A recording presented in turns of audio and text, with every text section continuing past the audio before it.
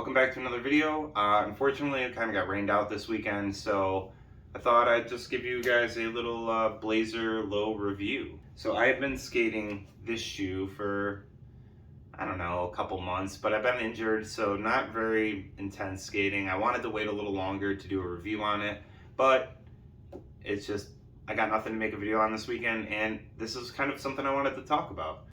So I had initially a very hard time getting used to this shoe. If you guys have followed me on Instagram, you probably saw at one point I was even trying to sell them.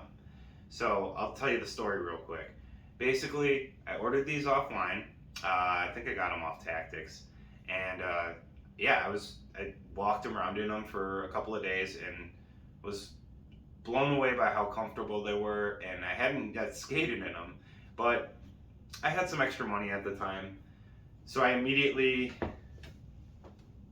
found these, and these were on sale. Obviously, probably color, the color's a little bold, so they were a little bit on sale. I think I got them for $65, something like that. But yeah, so now I only had two pairs. Then I went and skated these for the first time, and I had a bad time. The toe box is a little taller than what I was used to. The sole's a little thicker than what I was used to. The edge was real sharp. It felt kind of stiff. And I was like, oh no, I have two pairs. What am I going to do? And I even tried to sell them. Thankfully, the person that was going to buy them backed out. So I ended up being forced to skate them because I'm just frugal like that. I'm not going to waste money. So I stayed, I gave them another chance. I went and skated them a couple more sessions, and once I kind of figured out the flick and got used to the toe box, this has been the most comfortable skate shoe I've skated in a very long time. Excellent board feel. The grip is fantastic. It's just a standard wave pattern, similar to Janowski's, things like that. Basically, like, the eyelets go way down on the shoe and way up on the shoe, so you can adjust them, accordingly to how thick your foot is up here, thin, whatever. It is a thinner shoe, like width-wise, so if you have a wide foot, this might not be the model for you. The best way I could describe it is it's like a leather baseball glove. You buy I wasn't a baseball player, but you've heard the stories of people, they get baseball gloves and you gotta oil them and break them in and punch them, and you really gotta break it in. And I feel like that's exactly how this shoe is, because the more I skate it, the more I don't want to skate the new pair. These are just getting better and better and better every session. So as far as longevity of a skate shoe goes, this is top notch. It's not like a great out of the box shoe for me. The break-in time is worth the reward, So obviously, with a lot of the name brand corporate shoes ranging in $80 to $120, I feel like $80 is a nice sweet spot for a shoe that's made of good quality like this. The leather around the back part of the heel, it's like really the perfect choice, I think, because when your foot's cold, it kind of slides. It gives a little nice feeling. It's not like it's hard to explain, but like when your foot warms up, it really grips your heel and it makes the shoe like not slide around on your foot at all. And yeah, it gives like a nice snug feel. They actually were so comfortable after I wore them for a little while that I picked up a pair for work. I work in a kitchen, so I need black shoes, and you'd think I'd buy these, the ones to skate in, but black shoes kind of get boring for me. I like white, I like colors, things like that. So the black and white colorway, it's perfect for work. And I ride my bike into work, so I needed something that wasn't super thin. And the thicker suede keeps my feet dry, warm, all that jazz. I biked into work when it was 30 degrees outside in these bad boys and kept my feet warm. So good on that end. Another smart thing they did too is they made the back half canvas and the front half suede. So what that does is it keeps your heel from stretching out, and it makes the shoe feel newer, longer, which is again, sometimes the downside when you want to get a pair of shoes and bust them out of the box and go have a good session. That's not going to happen with these. At least for me, it didn't. I had to have a good 2, maybe even 3 sessions before they started to feel really good. And then every session from then on out felt better and better and better. Like I said, I don't even want to skate these yet. Um, you know, and another great thing too, a lot of people break laces on this shoe. They do come with 2 sets of laces. This came with a baby blue pair and then a royal blue pair to match the swoosh, so you can kind of change the whole look of the shoe. These are the unbreakable laces, and obviously I haven't skated the shoe enough yet to give a valid opinion on those.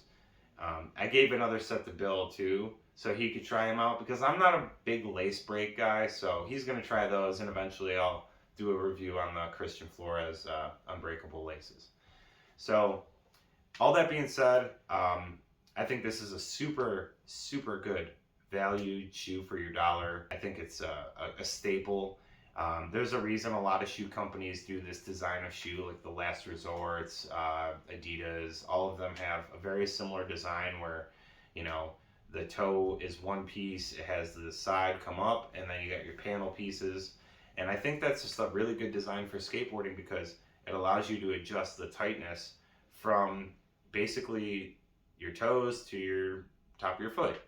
And yeah, unlike a slip-on where eventually it will stretch out, these you can, you know, if they do stretch out, you can adjust them, tighten them up a little bit, all that stuff, keep them feeling snug on your feet for a longer period of time. All right, so with all that being said, what are these shoes good for?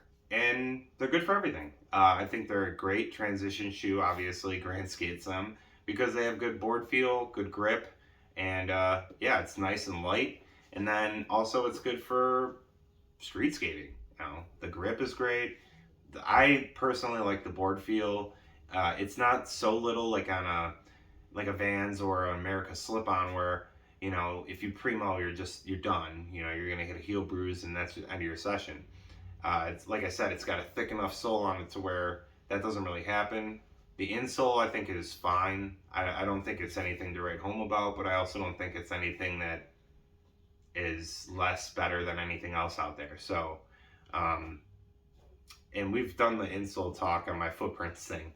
I think that the shoe manufacturer makes the insole that works best for the model of shoe you're buying.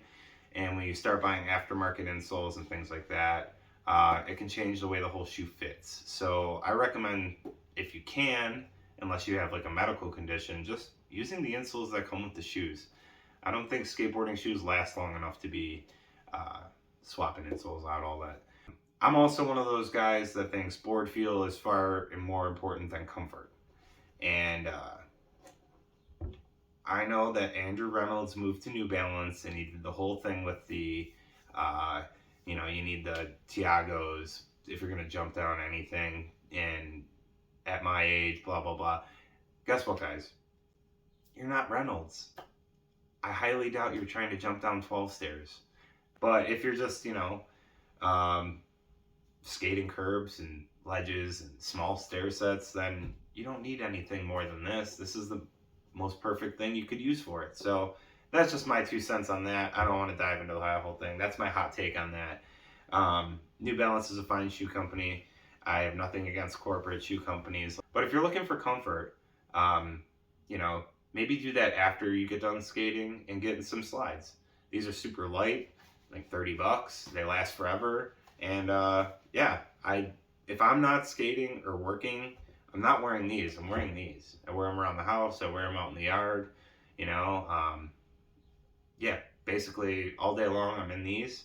And then if I'm outside skating, working, going to the store, got a pair of shoes on. So that's how I do it. I think that these are, you know, a fine way to let your feet breathe. They're super comfortable and they provide recovery.